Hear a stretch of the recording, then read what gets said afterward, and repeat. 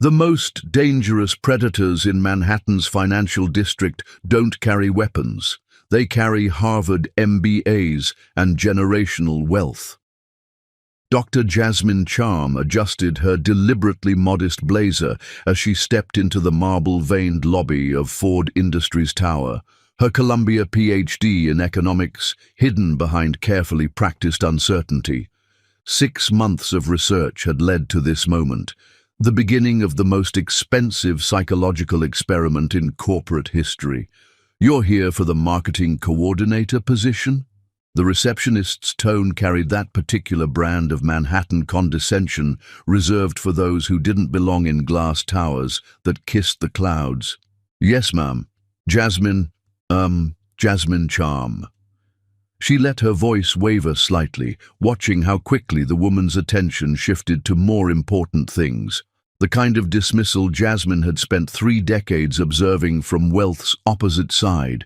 Through floor-to-ceiling windows, the Hudson River sparkled like scattered diamonds. This building, with its pretentious gold fixtures and intimidating architectural statements, represented everything her mother had fought against before a suspicious car accident silenced her forever. But Jasmine wasn't here for revenge. Revenge was messy and temporary. She was here for something far more sophisticated: transformation. "Mr. Ford will see you now." The announcement came after precisely 47 minutes, a power play as predictable as rush-hour gridlock.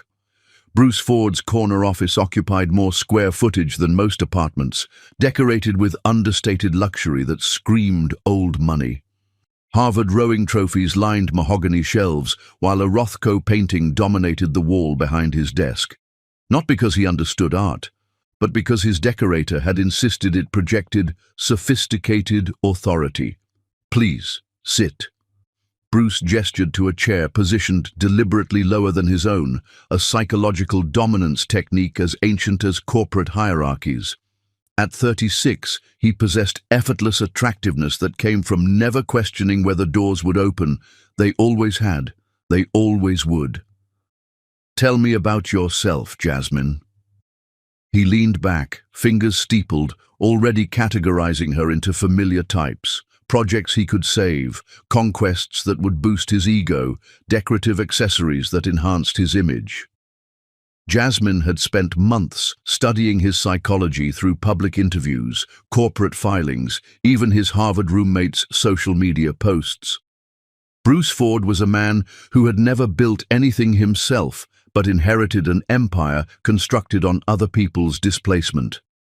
He dated women he could rescue because equals threatened his carefully constructed identity as benevolent patriarch. "Well, I graduated from Queens College with a business degree," she began, letting her hands fidget with her resume, a masterfully crafted document that told just enough truth to avoid detection while hiding the $3.2 billion empire she'd built from nothing. "I've been working in small marketing firms, but I've always dreamed of working somewhere significant, somewhere that matters." The slight breathlessness in her voice, the way her eyes widened when she surveyed his office, every gesture was calculated to trigger his savior complex. Bruce Ford was about to fall in love with a woman who didn't exist, and Jasmine would document every moment of his psychological unraveling. Queens College. He nodded with that particular smile wealthy men use when encountering someone they consider charmingly inferior. "That's wonderful. Sometimes the best perspectives come from unconventional backgrounds."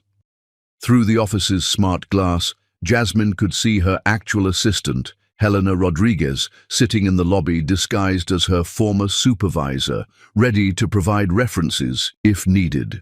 Helena held an MBA from Wharton and managed a portfolio worth more than Bruce's annual salary, but today she played a struggling small business owner, grateful for any opportunity to help a former employee. "I have to ask," Bruce continued, "what draws you specifically to Ford Industries? We're quite different from the smaller firms you've worked with." This was the moment Jasmine had prepared for. The question that would set the entire psychological experiment in motion. Honestly, I researched your company's history, and I was amazed by how you've built something that helps people. All those residential developments, the jobs you've created. I just want to be part of something bigger than myself. The irony was exquisite. Ford Industries' residential developments had displaced hundreds of families through predatory practices and deliberate gentrification. The jobs he'd created often paid wages that trapped workers in poverty cycles, but Bruce's face lit up like she'd just confirmed his most cherished beliefs about his own benevolence. That's exactly the thinking we need here. He leaned forward, already casting himself as Henry Higgins to her Eliza Doolittle. I believe in giving opportunities to people who might not otherwise have them. Sometimes raw talent and hunger matter more than pedigree. Jasmine nodded enthusiastically, while mentally calculating how much his company's stock would drop when she revealed their discriminatory lending practices to the Securities and Exchange Commission. But that revelation would come later, after she'd answered the question that had haunted her since her mother's death. Could a man raised in privilege ever truly love a woman as an equal, or would he always need the psychological comfort of feeling superior? I should mention, Bruce said, retrieving his phone, I'd like to introduce you to my mother and sister this weekend. They're particular about the people I work closely with. Would you be available for dinner? Somewhere nice, of course. My treat. The casual assumption that she couldn't afford somewhere nice was exactly the psychological tell Jasmine had expected. In reality, she probably owned whichever restaurant he chose.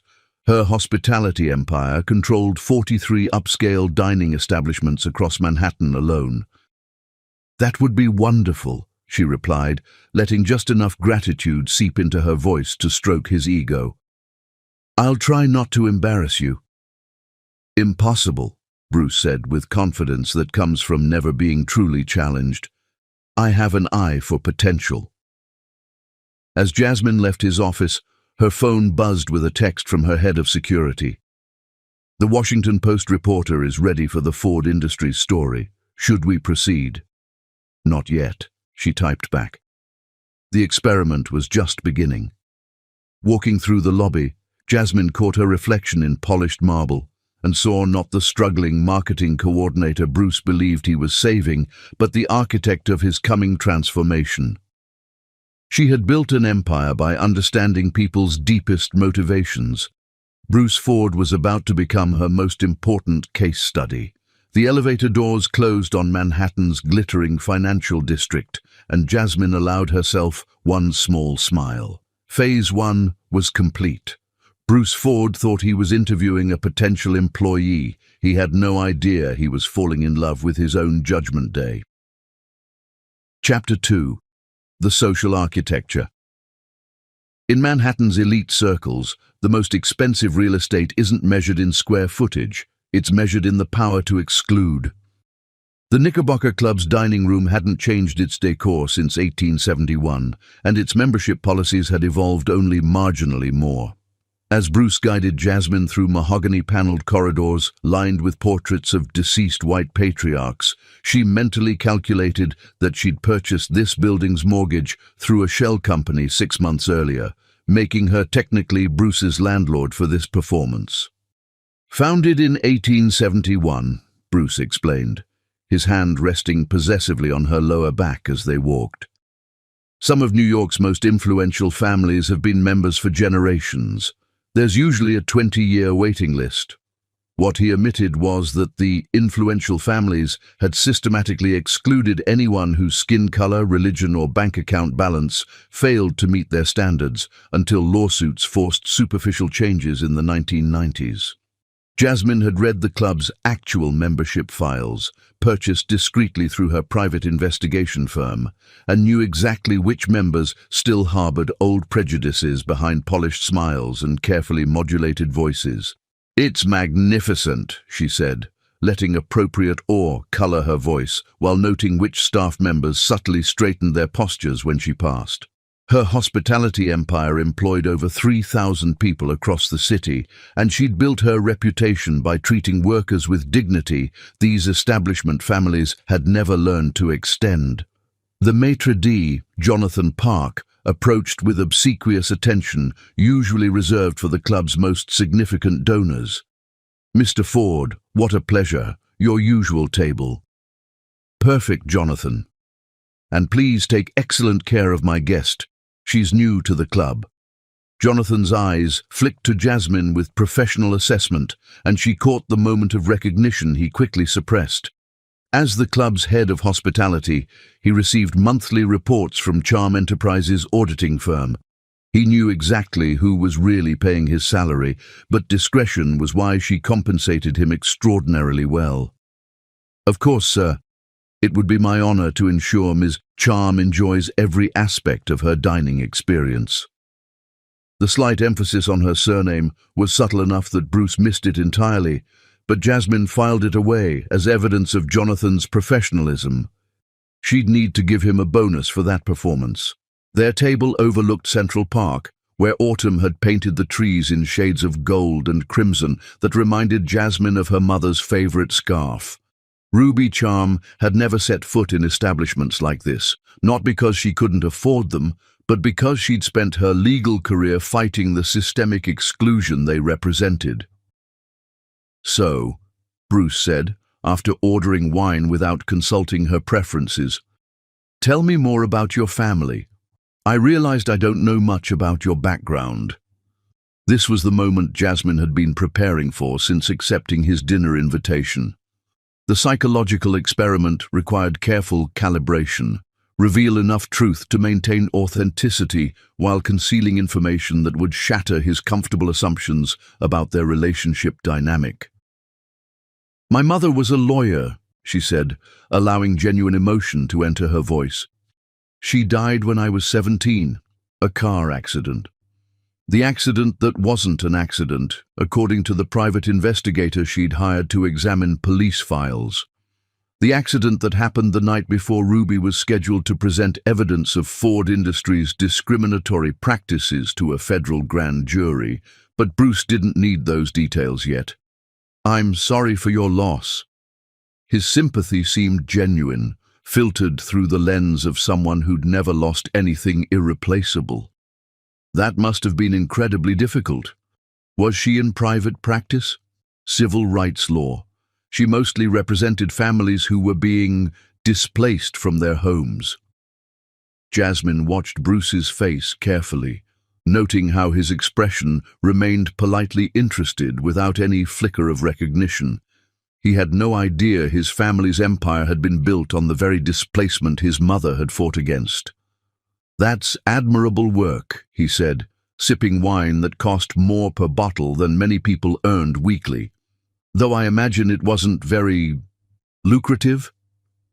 The casual assumption that civil rights lawyers were motivated by poverty rather than principle revealed everything Jasmine needed to know about Bruce's worldview. In reality, Ruby Charm had been financially comfortable. Her legal victories against discriminatory landlords and predatory developers had earned substantial settlements. But she'd donated most earnings to legal aid organizations, believing justice shouldn't be a luxury available only to the wealthy. "She always said the work itself was the reward," Jasmine replied, letting a trace of defensiveness creep into her voice, the kind of response Bruce would expect from someone sensitive about their family's financial struggles. "Of course," Bruce agreed quickly, recognizing he'd touched a nerve. "I didn't mean to imply. Look, I think it's wonderful that she dedicated herself to helping people. That kind of commitment takes real character." The condescension in his tone was so perfectly calibrated that Jasmine almost admired it. Bruce had mastered the art of appearing supportive while simultaneously reinforcing social hierarchies. He could praise her mother's character while implying that such character was the consolation prize for those who couldn't achieve actual success. "Thank you," she said, allowing gratitude to warm her voice. "It means a lot to hear you say that. Sometimes I worry that people in your world might think that kind of work is naive. My world? Bruce laughed, the sound carrying genuine amusement. Jasmine, you're part of my world now. That's the beautiful thing about America. Anyone can rise above their circumstances with hard work and the right opportunities. The irony was so thick Jasmine could practically taste it.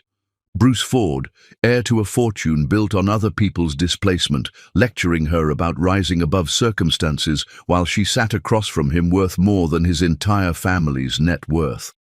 But this was exactly the psychological data she needed, confirmation that his attraction to her was rooted in his perception of himself as her savior.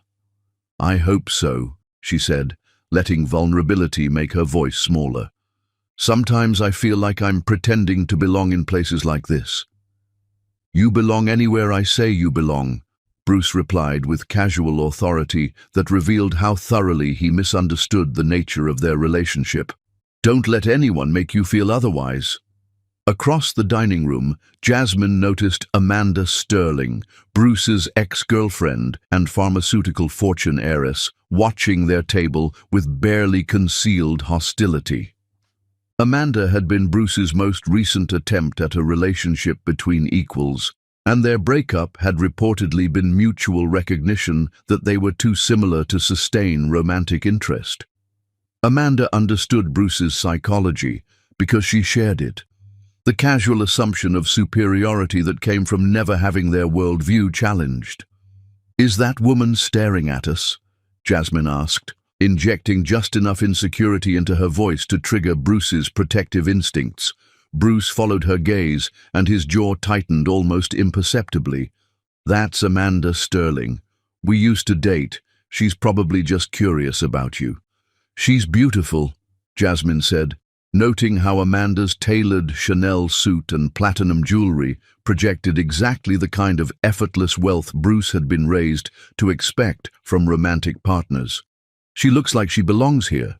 "Beauty isn't just about appearance," Bruce said, reaching across the table to squeeze her hand. "Amanda belongs here because she was born here. You belong here because you're exceptional enough to earn it." The distinction revealed everything. Amanda belonged by birthright. Jasmine belonged by his grace. It was exactly the psychological dynamic she'd hypothesized, confirming that Bruce was incapable of loving a woman he perceived as his equal. He needed the emotional satisfaction of believing he was elevating someone deserving but inferior. "Mr. Ford," Jonathan appeared beside their table with perfectly timed interruption. "I apologize for the intrusion, but there's a phone call for Ms. Charm at the front desk. Something about a family emergency." Jasmine's heart rate didn't change. This was Helena executing the next phase of their plan, but she allowed panic to flash across her features. "A family emergency? I don't understand." "Go ahead," Bruce said immediately, his protective instincts fully activated. "Take all the time you need. I'll wait here." As Jasmine followed Jonathan through the dining room, she felt Amanda Sterling's gaze tracking her movement. Amanda's psychological profile suggested she was intelligent enough to sense that something about this situation didn't align with surface appearances. That suspicion could be useful later. Amanda might inadvertently expose truths Bruce was too blinded by his savior complex to see. At the front desk, Jonathan handed her a phone with practiced discretion. "Helena," she said, modulating her voice to carry just enough worry for anyone nearby to overhear. "Phase 2 complete," Helena's voice confirmed through the earpiece. "His mother, Catherine, has already started preliminary background research. Should I feed her the false information about your mother's case files?" "Not yet. Let her think she's discovering organically. The psychological impact will be stronger if she believes she's uncovered secrets rather than being handed them." "Understood. Also, Amanda Sterling just texted someone. Want me to intercept?" Jasmine glanced back toward their table, where Bruce was checking his phone with the distracted air of someone accustomed to being the center of attention. Number let her suspicions develop naturally. The experiment requires authentic reactions. When she returned to Bruce, her eyes were appropriately red-rimmed from the glycerin drops Helena had provided. "I'm so sorry," she said, letting her voice waver. "My aunt had a fall. She's in the hospital, and I'm the only family she has left." "Don't apologize," Bruce said immediately, standing to help her with her chair. "Do you need to go to her? I can drive you or arrange a car service or—" "You've done so much already," Jasmine interrupted, allowing gratitude to overwhelm her composure. "I can take the subway to Queens. It's faster during rush hour anyway." The suggestion that she would take public transportation to handle a family crisis was precisely the trigger she'd expected. Bruce's face shifted through a series of micro-expressions: concern, protectiveness, and that subtle satisfaction that came from being needed by someone he perceived as vulnerable. "Absolutely not," he said firmly. "I'm driving you myself. Family comes first, Jasmine. Everything else can wait." As they left the Knickerbocker Club, Jasmine noted how the staff's attention shifted when Bruce wrapped his arm around her shoulders, not because they found the interracial relationship noteworthy, but because they recognized the dynamic of powerful man protecting grateful woman. It was a performance they'd witnessed countless times, and their practiced indifference confirmed that Bruce's romantic patterns were boringly predictable. In his Tesla, driving through Manhattan traffic toward a Queens hospital where Helena had arranged for Aunt Margaret to be treated for a minor fall, Jasmine allowed herself to study Bruce's profile. He was genuinely handsome, genuinely concerned about her fabricated crisis, and genuinely convinced that his willingness to drive to Queens demonstrated the depth of his character. He had no idea that the woman sitting beside him owned more New York real estate than his family, employed more people than his company, and was documenting his every psychological response for a study that would fundamentally challenge everything he believed about himself. "Thank you," she said quietly, letting sincerity color her gratitude, because despite the deception, despite the experiment, despite everything she was concealing, Bruce's kindness in this moment was real. The tragedy was that his kindness was conditional on her apparent inferiority. "You don't need to thank me," Bruce replied, reaching over to squeeze her hand. "This is what people who care about each other do." Through the Tesla's panoramic roof, the city's towers stretched endlessly skyward. But Jasmine was beginning to understand that the most sophisticated prisons were built not with bars and walls, but with assumptions and expectations that felt like protection until you tried to exceed them. The strategic deception was entering its most dangerous phase, the one where the observer risked becoming emotionally invested in the subject's transformation, even if that transformation might be impossible. Chapter 3: The Proposal Trap. The most expensive mistakes in Manhattan are made by men who confuse generosity with love and mistake gratitude for devotion. 8 months of psychological choreography had led to this moment. Bruce Ford, kneeling in Central Park's Bethesda fountain area, presenting his grandmother's emerald ring to a woman worth more than his entire family fortune. The autumn sunset painted the sky in shades of amber and rose, while tourists discreetly photographed what they assumed was a genuine romantic gesture rather than the culmination of the most elaborate social experiment in Manhattan's recent history. "Jasmine," Bruce said, his voice carrying rehearsed emotion that suggested he'd practiced this speech multiple times before his bathroom mirror. "These past 8 months have shown me what I've been missing my entire life. You've taught me that love isn't about finding someone who fits into your world. It's about creating a new world together." The irony was exquisite. Bruce believed he was creating something new while following a psychological script older than the trust funds that had shaped his worldview. Jasmine had documented every phase of his courtship strategy: the expensive restaurants where he'd introduced her to fine dining, the cultural events where he'd educated her about art and classical music, the exclusive boutiques where he'd helped her develop more sophisticated fashion sense. Each gesture had reinforced his fundamental assumption that their relationship was an act of benevolent transformation, him elevating her from Queen's College graduate to suitable companion for Manhattan's elite circles.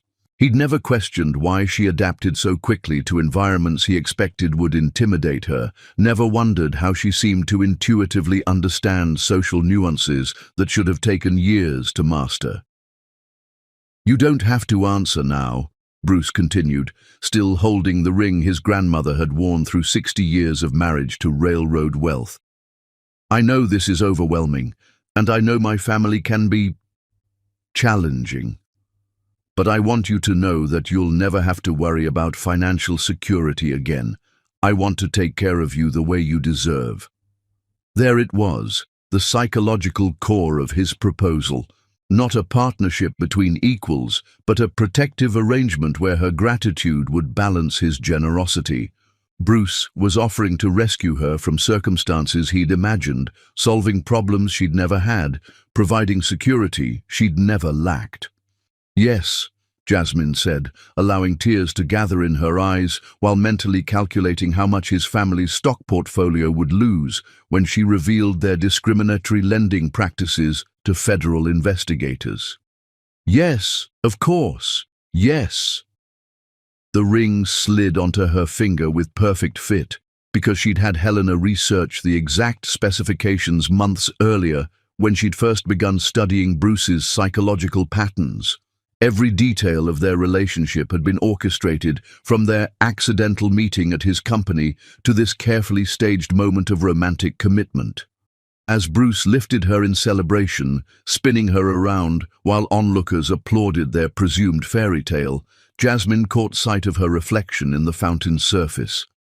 For just a moment, she saw not the calculating strategist who'd engineered this elaborate deception, but the 17-year-old girl whose mother had died the night before, exposing Ford Industries' systematic destruction of families who looked like theirs. "I love you," Bruce whispered against her ear, and the tragedy was that he meant it. He loved the woman he believed her to be, grateful, dependent, thankful for his protection and elevation. He was psychologically incapable of loving the woman she actually was, his intellectual equal, his financial superior, his moral judge. "I love you too," she replied, because within the parameters of their relationship, it was true. She loved his capacity for kindness, even if that kindness was conditional on her apparent inferiority. She loved his genuine desire to protect her, even if his protection was based on fundamental misunderstanding of who needed protecting whom. That evening, at Bruce's Tribeca penthouse, they celebrated with champagne that cost more per bottle than most people's monthly rent.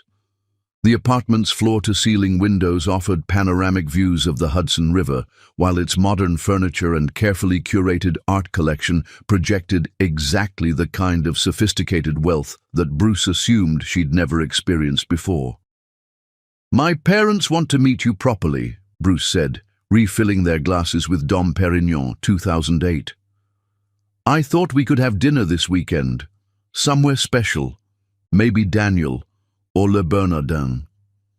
Jasmine owned controlling interests in both restaurants through her hospitality empire, but Bruce's suggestion revealed his continued assumption that exposure to fine dining was a gift he was bestowing rather than an environment where she wielded more actual power than his family name carried. "That sounds wonderful," she said, settling into his arms on the Italian leather sofa that probably cost more than her fabricated annual salary. "Are you sure they'll approve of me? I know I'm not what they expected for you." "They'll love you," Bruce said with confidence of someone who'd never had his family's approval genuinely threatened. "My mother can be particular, but she'll see what I see. Someone with real substance, someone who's earned everything she has." The casual assumption that she'd earned her position in his life through suffering and struggle, rather than building an empire that dwarfed his family's achievements, perfectly encapsulated Bruce's worldview. He could only conceive of her worth in terms of overcoming disadvantages, not creating advantages. "Tell me about them," Jasmine said, though she'd already conducted extensive research on Catherine and Richard Ford through her private investigation firm. Catherine, daughter of former Ambassador Preston Mitchell, had married into Ford money but never quite achieved the social prominence she believed her breeding deserved. Richard had inherited his empire but lacked the vision to expand it significantly, content to maintain rather than innovate. "My mother is formidable," Bruce said, choosing his words carefully. "She's very protective of family reputation, very concerned with how things appear publicly. She'll want to make sure you understand what being a Ford means."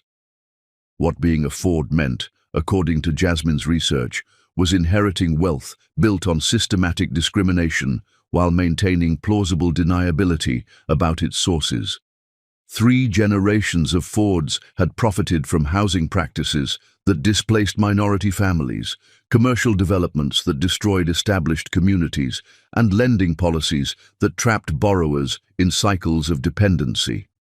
"I'll try not to embarrass you," Jasmine said, letting insecurity color her voice while mentally reviewing the federal case files that documented every illegal practice Ford Industries had employed over the past 30 years.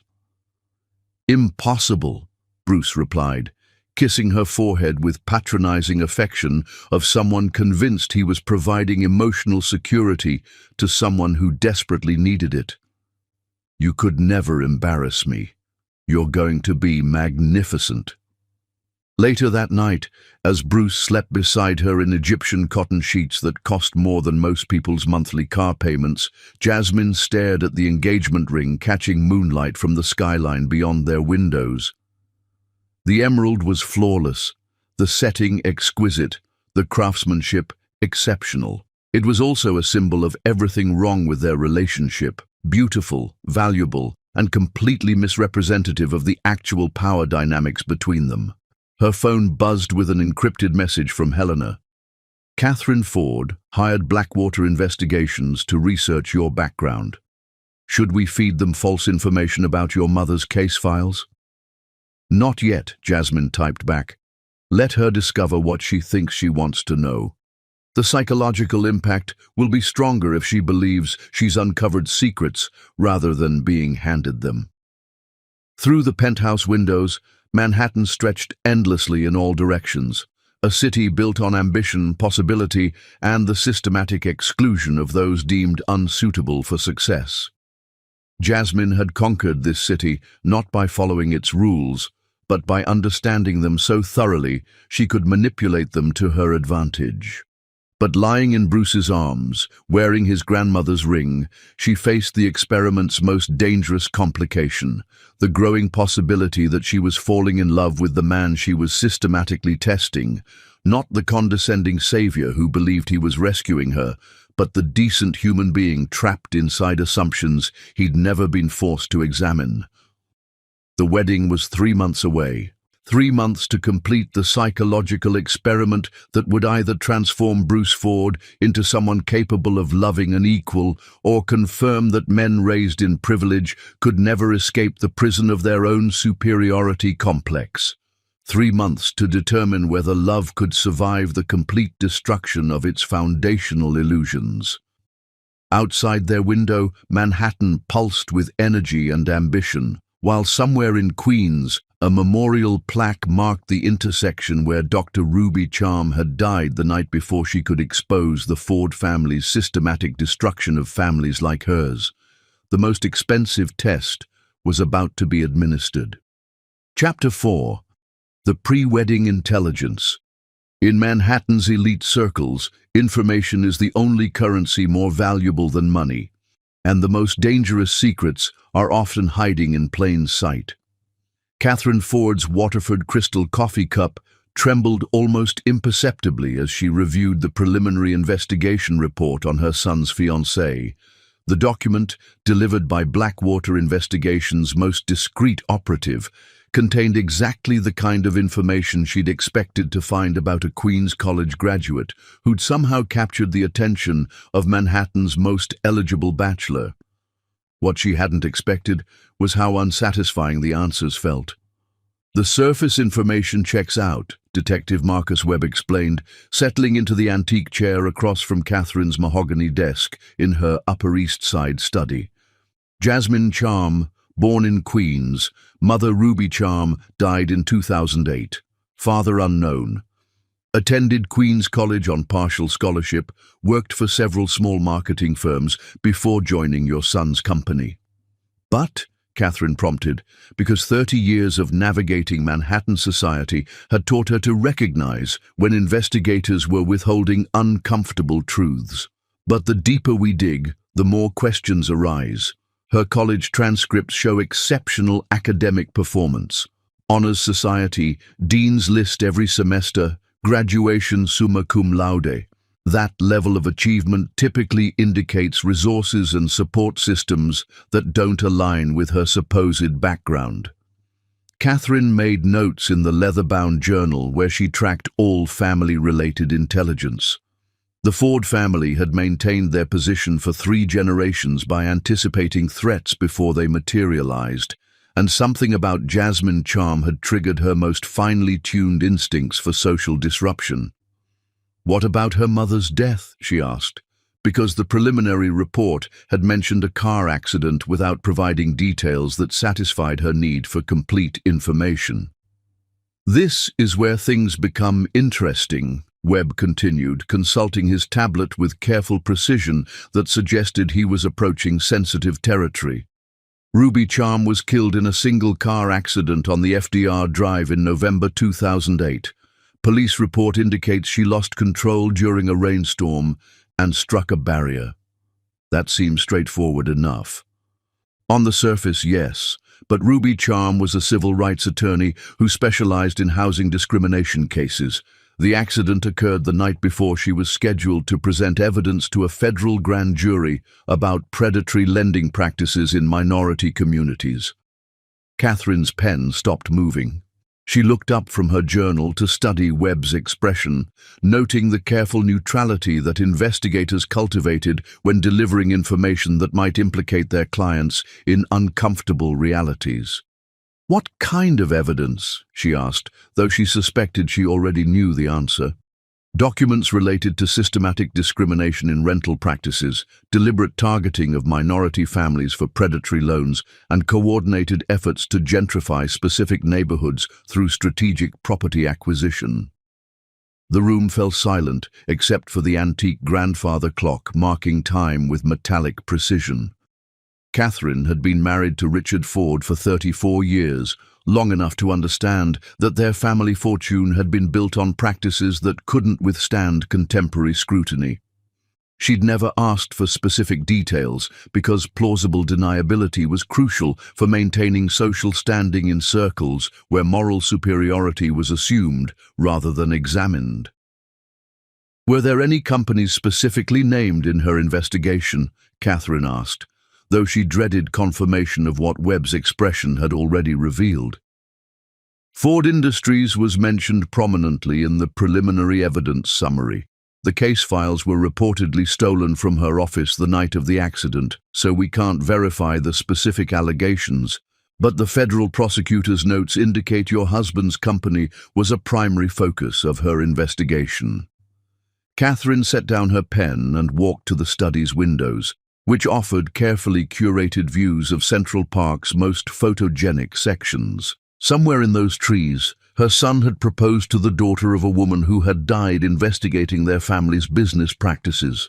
The coincidence was either astronomically unlikely or catastrophically deliberate.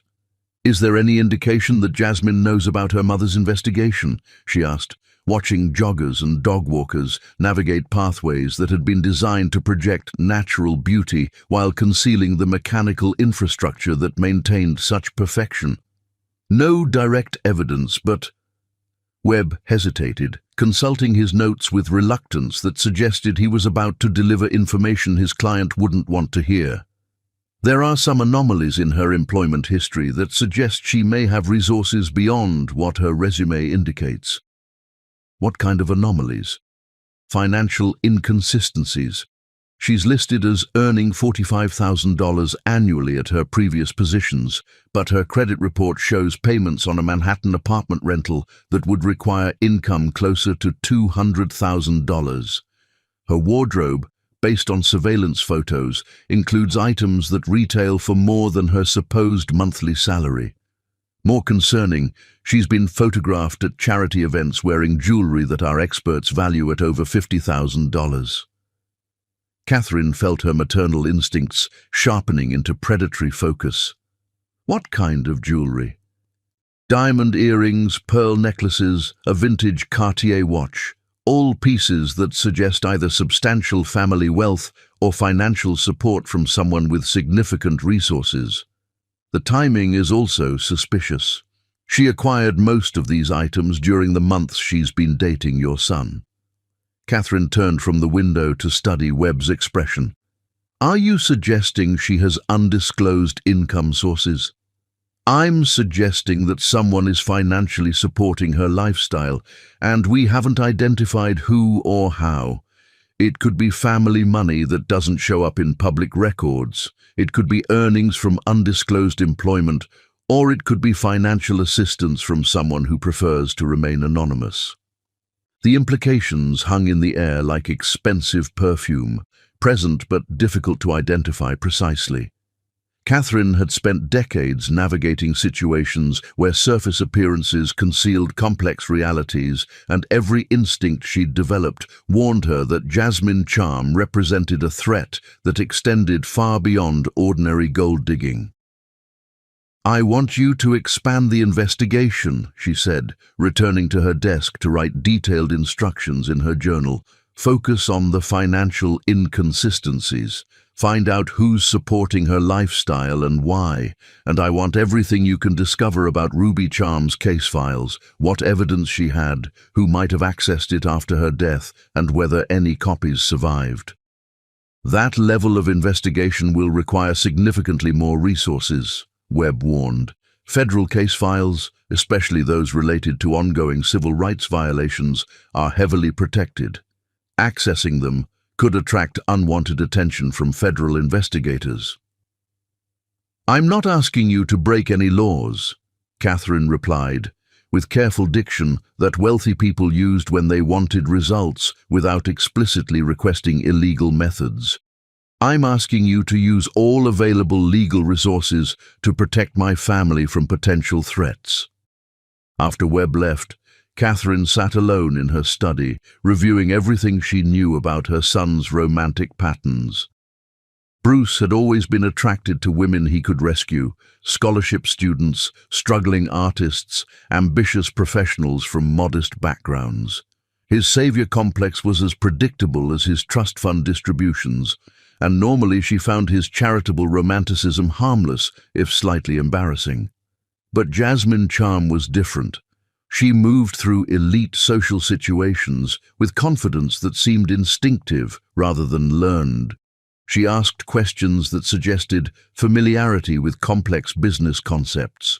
She never seemed overwhelmed by luxury or intimidated by social expectations. Most troubling, she never displayed the gratitude that women in her supposed position typically showed when accepted into Manhattan's exclusive circles. Jasmine behaved like someone who belonged rather than someone grateful for inclusion. Catherine picked up her phone and scrolled through her contacts until she found Amanda Sterling's number.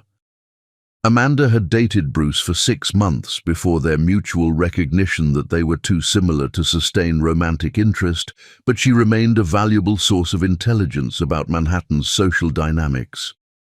Amanda, darling, Catherine said when the call connected. I was hoping you might join me for lunch tomorrow. I'd love to get your perspective on Bruce's engagement. Of course, Amanda replied, though something in her tone suggested she'd been expecting this conversation. I assume you want to discuss the inconsistencies. Inconsistencies? In Jasmine's story. I've been watching her at social events, and there are details that don't align with what Bruce believes about her background. I think you should know what I've observed. Catherine smiled with satisfaction that came from confirmation of her own instincts. Tomorrow at noon, then? The usual place. After ending the call, she returned to her study windows and the carefully maintained views of Central Park. Somewhere in the city, beyond those trees, Jasmine Charm was either an exceptionally skilled opportunist or something far more dangerous. A woman with her own agenda who had systematically targeted the Ford family for reasons that remained mysteriously opaque. Catherine had protected her family's position for 3 decades by identifying threats before they materialized and neutralizing them before they could cause lasting damage. She had no intention of allowing her son's romantic naivete to compromise everything the Ford family had built. But as she reviewed her notes from Webb's investigation, Catherine couldn't shake the growing suspicion that this time she might be the one being manipulated by someone who understood the game better than she did. The wedding was 10 weeks away. 10 weeks to uncover the truth about Jasmine Charm before her son made what could be the most expensive mistake in the Ford family's history. Outside her window, Manhattan pulsed with evening energy, while somewhere in the shadows of steel and glass, the most sophisticated game of psychological warfare in the city's recent memory was entering its final phase. The rehearsal dinner would reveal everything. Chapter 5. The Rehearsal Dinner, Psychological Warfare. The Park Hyatt New York's ballroom had witnessed countless celebrations of Manhattan's elite, but never an execution disguised as a wedding rehearsal. 24 hours before her wedding, Jasmine Charm stood in the bridal suite adjusting pearl earrings that had belonged to her mother, the only authentic detail in an evening choreographed for maximum psychological destruction. Through the suite's floor-to-ceiling windows, Manhattan's skyline sparkled with deceptive beauty, while 3 floors below, Catherine Ford prepared to humiliate the daughter of the woman whose investigation had once threatened to destroy the Ford family empire. The Park Hyatt's ballroom could accommodate 300 guests in configurations designed to project either intimate elegance or imposing grandeur. Tonight, Catherine had chosen imposing grandeur. Crystal chandeliers that dominated sightlines, a head table positioned for maximum visibility, and acoustic design that ensured every word spoken would carry to the furthest corners of the room. "You look beautiful," Helena Rodriguez said, making final adjustments to Jasmine's midnight blue evening gown. As her chief of staff, Helena had orchestrated every detail of the evening's counter-surveillance operation, from discreet recording devices woven into the floral arrangements to security personnel positioned throughout the venue. "Any last-minute intelligence?" Jasmine asked, applying lipstick with hands that remained perfectly steady despite the magnitude of what she was about to endure. "Catherine's investigation firm delivered their final report this afternoon," Helena replied, consulting her tablet. "Based on intercepted communications, she believes she's discovered devastating information about your mother's death and your financial background. She's planning to reveal everything during her toast." "And Bruce?" "He's rehearsed his own speech. Based on our surveillance, he's planning to join his mother's attack. He believes everything she's told him about your supposed deception." Helena's tone carried regret they both recognized. Bruce's transformation was about to fail spectacularly, confirming every cynical hypothesis about privileged men choosing comfort over love when tested. The ballroom's social geography had been carefully orchestrated to reinforce existing power structures. Manhattan's financial elite occupied tables near the head table, while less prominent guests were positioned progressively farther from the centers of influence. Every placement sent subtle messages about status, access, and belonging that guests would unconsciously absorb and remember. At the head table, Catherine Ford wore her authority like the Van Cleef sapphire necklace that had belonged to her own mother, inherited power that she'd learned to wield with devastating precision. Richard Ford sat beside her, reviewing notes for his own speech with the distracted attention of someone more comfortable with board meetings than social performance. "Ladies and gentlemen," the maître d'hôtel announced, as guests took their seats for the formal dinner portion of the evening. "The Ford family welcomes you to celebrate the upcoming union of Bruce and Jasmine." Jasmine took her seat beside Bruce, who squeezed her hand with what felt like protective affection, but carried an undercurrent of tension that suggested he knew something she didn't. Around them, Manhattan's elite settled into their chairs with practiced efficiency of people accustomed to events where social positioning mattered more than personal comfort. "You seem different tonight," Jasmine observed, noting how Bruce's attention kept drifting to his mother rather than focusing on their conversation. "Just wedding nerves," he replied, though something in his voice suggested he was rehearsing responses rather than expressing genuine emotion. "Tomorrow's a big day. Life-changing, really." The first courses proceeded with choreographed precision that characterized events at Manhattan's premier venues. Conversations flowed around topics that demonstrated cultural literacy, financial sophistication, and social awareness, the kind of intellectual currency that reinforced membership in exclusive circles while excluding those who couldn't participate fluently. "I have to say," Richard Ford commented during the wine service, "it's refreshing to meet someone who's so forthcoming about their background. Honesty is such a rare quality these days." The emphasis on honesty felt deliberately pointed, as if Richard was delivering a line he'd rehearsed. Jasmine smiled appropriately while mentally reviewing her preparation for the evening's confrontation. Everything was proceeding exactly as she'd anticipated. As dinner concluded and the evening transitioned to speeches, Catherine Ford rose from her seat with confident authority that commanded immediate attention. The ballroom fell silent, except for the gentle clink of crystal and silver, as guests prepared to witness what they assumed would be traditional maternal blessing of their son's romantic choice. "Friends, family, and honored guests," Catherine began, her voice carrying perfectly throughout the acoustically designed space. "Bruce's engagement to Jasmine has been enlightening for our entire family. It's forced us to examine our assumptions about background, breeding, and what we should expect from the people we welcome into our lives." Jasmine felt Bruce shift beside her, his body language changing from protective to predatory as he prepared to participate in what was clearly a coordinated attack. Around the ballroom, conversations ceased as guests recognized they were witnessing something more complex than celebratory platitudes. "I've spent considerable time learning about Jasmine's family history," Catherine continued, consulting notes with theatrical precision, particularly her mother, Ruby Charm, whose career as a so-called civil rights lawyer ended in a tragic car accident in 2008. The temperature in the ballroom seemed to drop several degrees as Catherine's true intentions became clear. This wasn't a wedding toast. It was a public execution designed to destroy Jasmine's credibility while demonstrating the Ford family's power to protect themselves from unsuitable influences. Ruby Charm spent her final years filing frivolous lawsuits against established New York families and businesses, Catherine continued, her voice carrying authoritative disdain that Manhattan society used to dismiss threats to their comfortable assumptions. She specialized in manufactured discrimination claims, targeting successful companies with nuisance litigation designed to extract settlement payments from organizations that preferred to avoid negative publicity.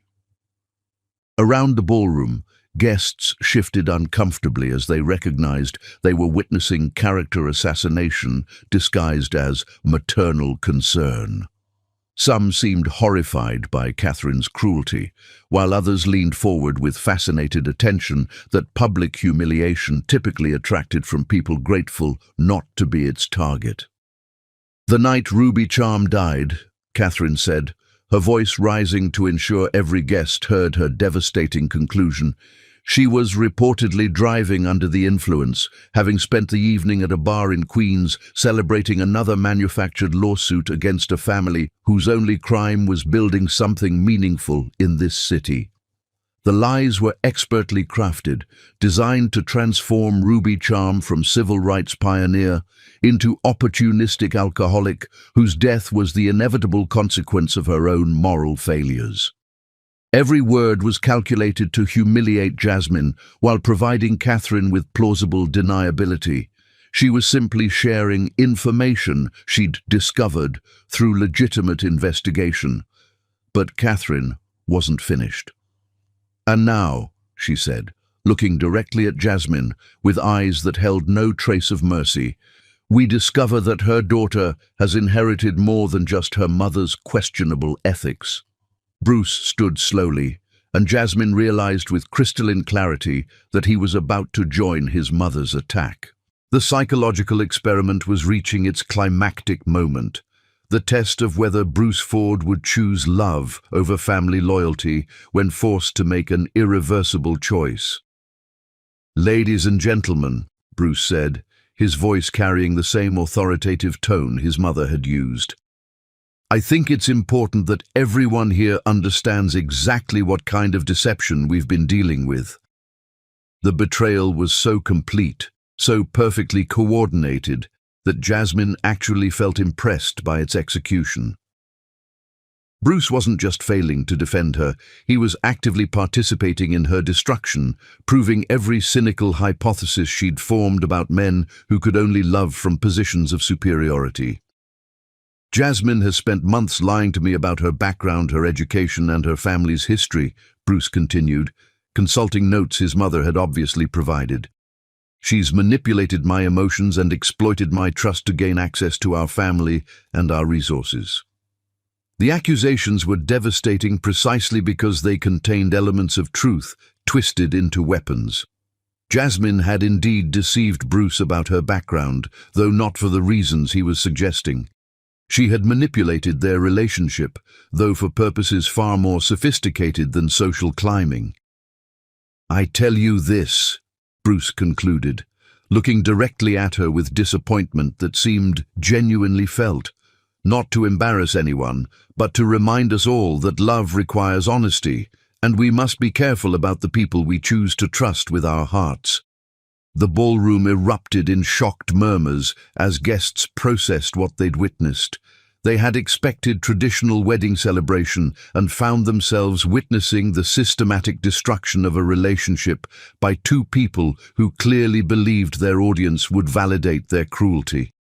But Jasmine had not survived 17 years of elite education and 10 years of building a business empire to be destroyed by people whose power was inherited rather than earned. She rose from her chair with movements so controlled they seemed choreographed, every gesture emerging from fury transformed into strategic precision. The psychological experiment was complete. Bruce Ford and his family had revealed exactly who they were when they believed their audience would approve of their cruelty. Now it was time for Jasmine Charm to reveal exactly who she was when her audience was about to discover they had catastrophically underestimated their target. Chapter 6. The Wedding That Never Was.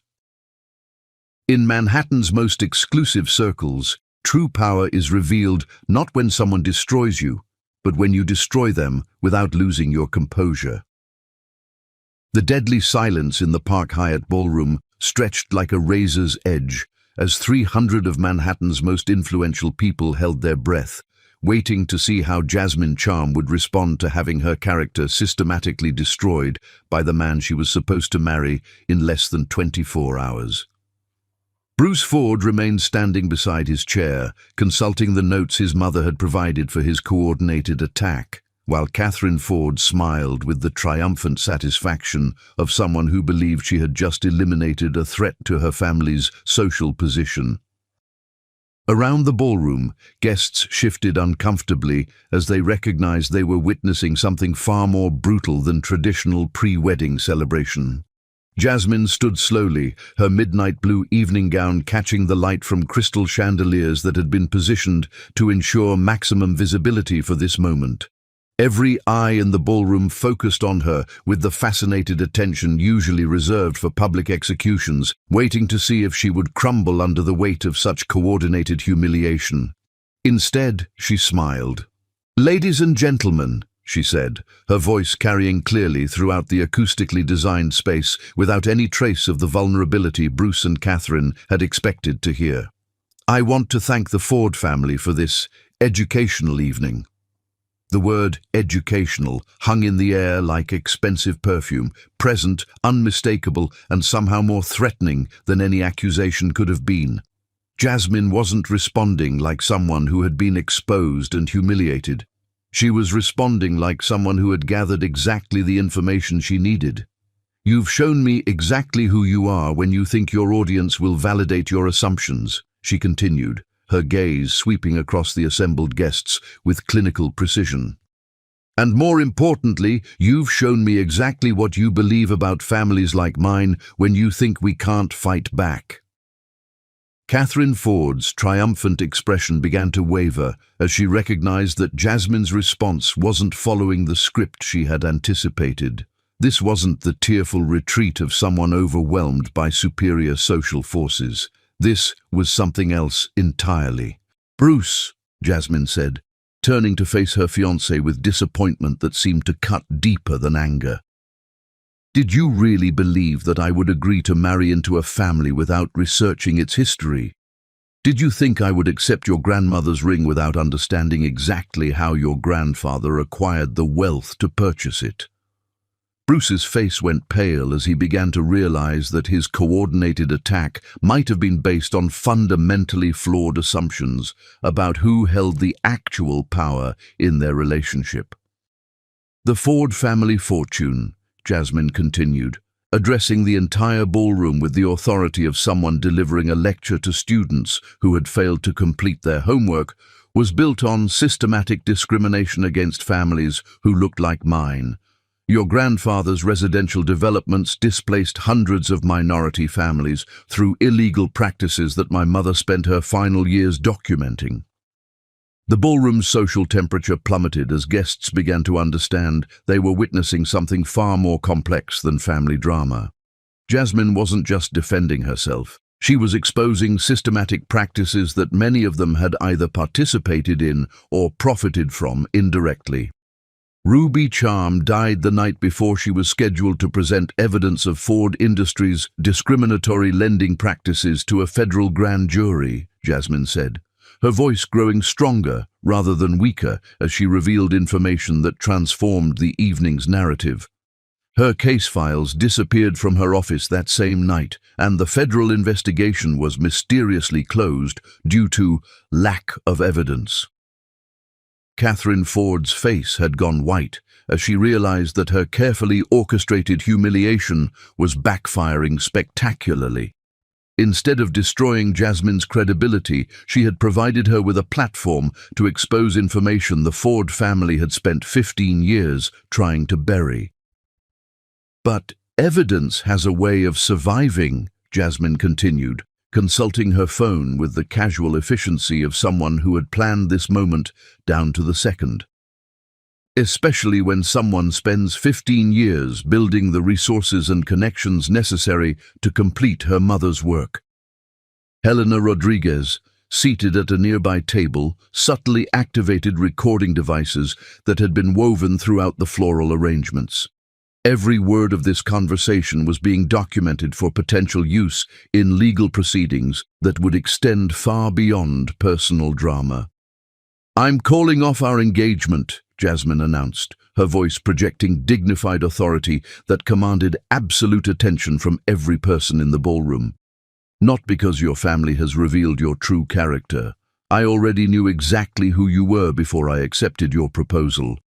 But because you've now provided me with everything I need to complete my mother's investigation."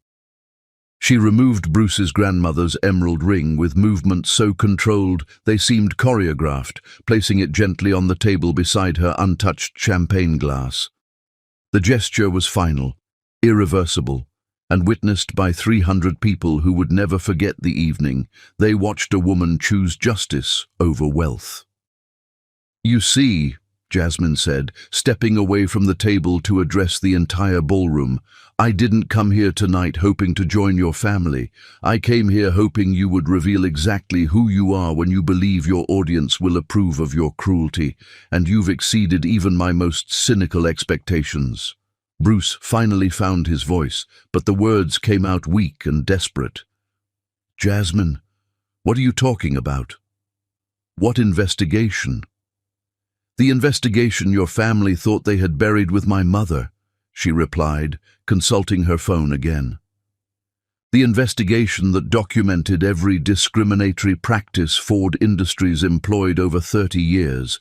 The investigation that will resume tomorrow morning with the full support of the Department of Justice Civil Rights Division."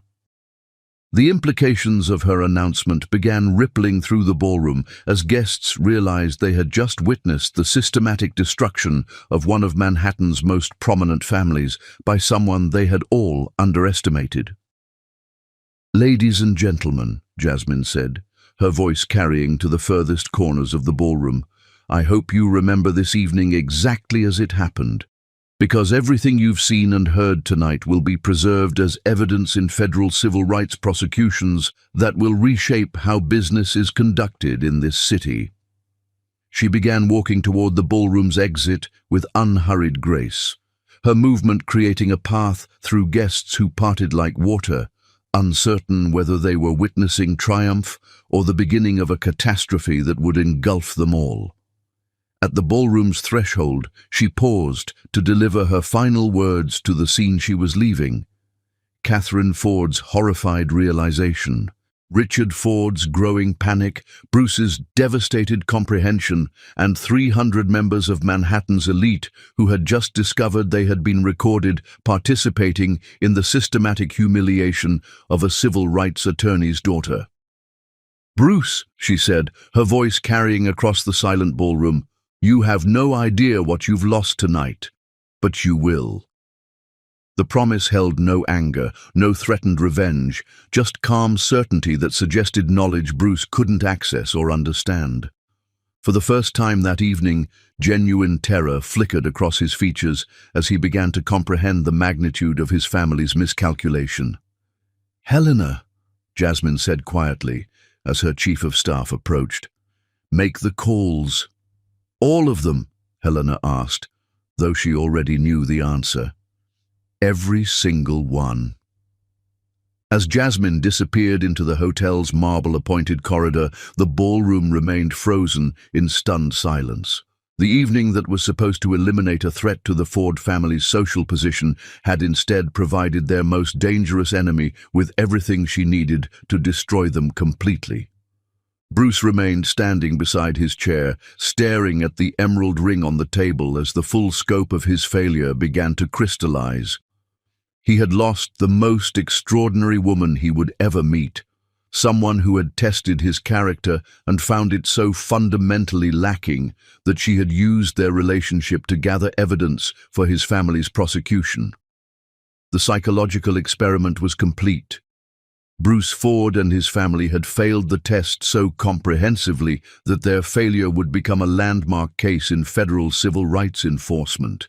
But the real education, the one that would teach them the true cost of systematic discrimination, was just beginning.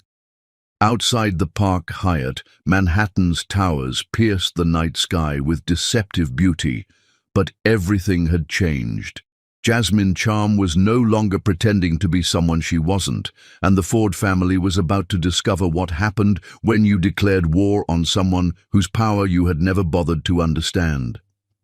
The wedding that never was had just become the trial of the century. Chapter 7. The Empire Strikes Back. Bruce's Awakening.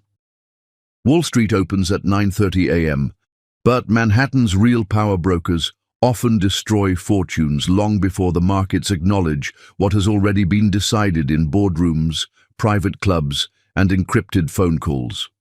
Bruce Ford's penthouse alarm sounded at 6:30 a.m. on what should have been his wedding day, but the sound that actually woke him was his phone buzzing with urgency that suggested catastrophe rather than celebration.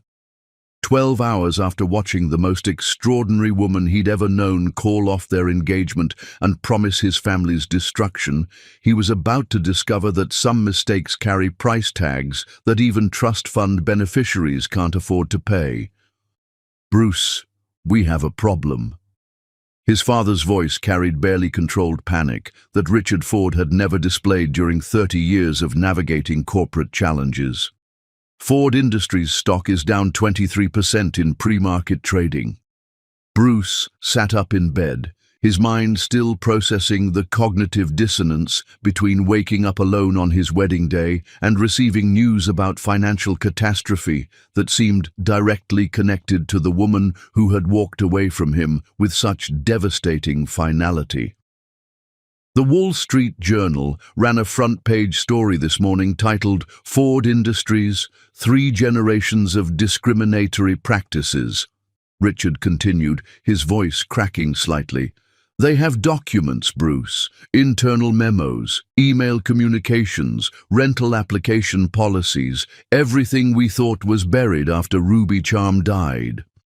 Through his penthouse windows, Manhattan looked exactly as it had yesterday morning.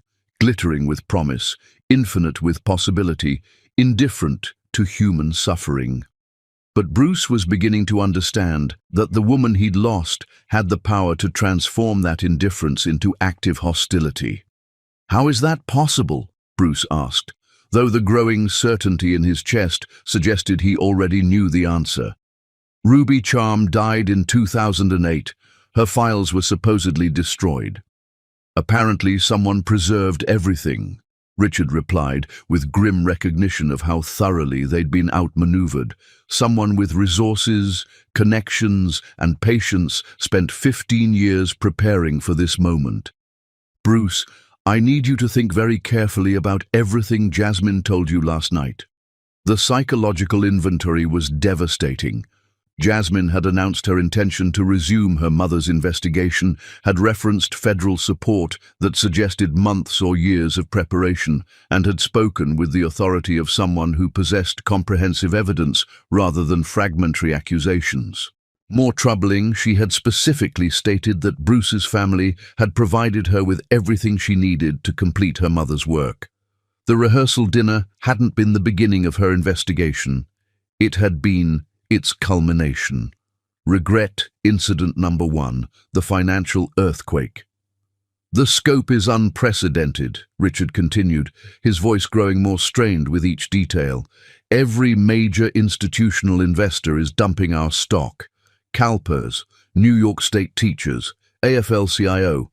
They're all citing reputational concerns based on systematic discrimination allegations." Bruce pulled on clothes with mechanical efficiency while reviewing the Wall Street Journal article on his phone. The documentation was comprehensive. Internal emails discussing undesirable tenant demographics, rental procedures designed to exclude minority applicants, coordinated strategies for gentrifying neighborhoods through selective property acquisition. Most devastating were personal notes in his grandfather's handwriting, discussing Ruby Charm's investigation as a threat to family financial security that required immediate resolution. The implication was unmistakable, even if the language maintained plausible deniability about specific methods. "How much are we down?" Bruce asked, though he dreaded the answer. $400 million in market capitalization as of an hour ago, but that's just the beginning. The Securities and Exchange Commission has opened a formal investigation, and 3 different federal agencies are coordinating what appears to be a comprehensive review of our business practices going back 30 years. Bruce's first regret crystallized like acid in his stomach. "I lost the woman who could have protected me from this because I chose to attack her instead of defending her. She offered me love, and I responded with betrayal, coordinated by people whose crimes she was investigating." Regret incident number 2, the social exile. By noon, the financial devastation had expanded into systematic social exile that suggested coordination far beyond organic response to negative publicity. Bruce arrived at Ford Industries' Manhattan headquarters to find a building in crisis mode, with employees fielding media inquiries and investor concerns that had multiplied exponentially overnight. "The Union Club has revoked our membership," Richard reported when Bruce reached the executive conference room. "The Museum of Natural History has asked me to resign from their board. 3 different charity organizations have returned our recent donations." The social exile was happening with precision that suggested someone with comprehensive understanding of Manhattan's power structures was methodically destroying Ford family access to the exclusive networks that maintained their influence beyond mere financial resources. "Who has that kind of reach?" Bruce asked, though the question felt increasingly rhetorical. His phone buzzed with a text from Michael Torres, his Harvard roommate who now worked in private equity. "Dude, are you insane? Do you know who Jasmine actually is? Call me immediately." The conversation that followed fundamentally altered Bruce's understanding of reality. According to Michael's connections in Manhattan's financial community, Jasmine Charm was not just connected to a private equity empire, she was its primary controller, operating through a network so complex that most people had never identified her as its actual architect. "Charm Enterprises," Michael explained, his voice carrying awed recognition usually reserved for discussing legendary business figures. "They own or control probably 60% of Manhattan's luxury hospitality industry. Hotels, restaurants, event venues, private clubs. If your family has spent money anywhere significant in the city, you've probably been paying her." Bruce's second regret hit him like a physical blow. "I spent 8 months taking her to restaurants she owned, introducing her to clubs she controlled, patronizing establishments where she wielded more actual power than my family name had ever carried. She was documenting every moment of my condescension while owning the entire world I thought I was generously sharing with her." Regret incident number 3. The truth about Ruby. That afternoon, Detective Sarah Morgan from the Manhattan District Attorney's Office called to schedule an interview regarding Ford family business practices and their potential connection to Ruby Charm's death. The investigation was expanding beyond financial irregularities into potential criminal conspiracy. "New evidence suggests that Ms. Charm's accident may not have been accidental," Detective Morgan explained. "We have documents indicating that Ford Industries representatives met with unknown individuals the night before her death, and that her case files disappeared under circumstances that warrant federal investigation." The revelation struck Bruce like lightning. His family hadn't just profited from systematic discrimination, they had potentially murdered the woman who tried to expose it. And he had spent the previous evening participating in the public humiliation of her daughter's memory. "We also have recordings from last night's event," Detective Morgan continued. "Your statements about Ms. Charm's supposed deceptions, combined with your mother's character assassination of Ruby Charm, constitute potential evidence of conspiracy to obstruct justice and civil rights violations." Bruce's third regret exploded in his consciousness with devastating clarity. "I participated in destroying the memory of a woman my family may have murdered, and I did it in front of 300 witnesses who were being recorded for evidence.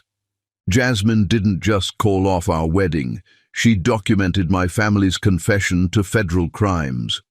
Regret incident number 4. The strategic revelation. Late that evening, as Bruce sat alone in his penthouse surrounded by family photographs that now felt like evidence of inherited guilt, he received an email containing a Forbes article titled "The Phantom Billionaire, America's Most Secretive Female CEO." The photograph was a silhouette, but Bruce recognized the elegant bearing and quiet authority that he had attributed to confidence developed through their relationship rather than power she had always possessed. The article documented an empire that dwarfed most Fortune 500 companies while remaining virtually invisible to public scrutiny.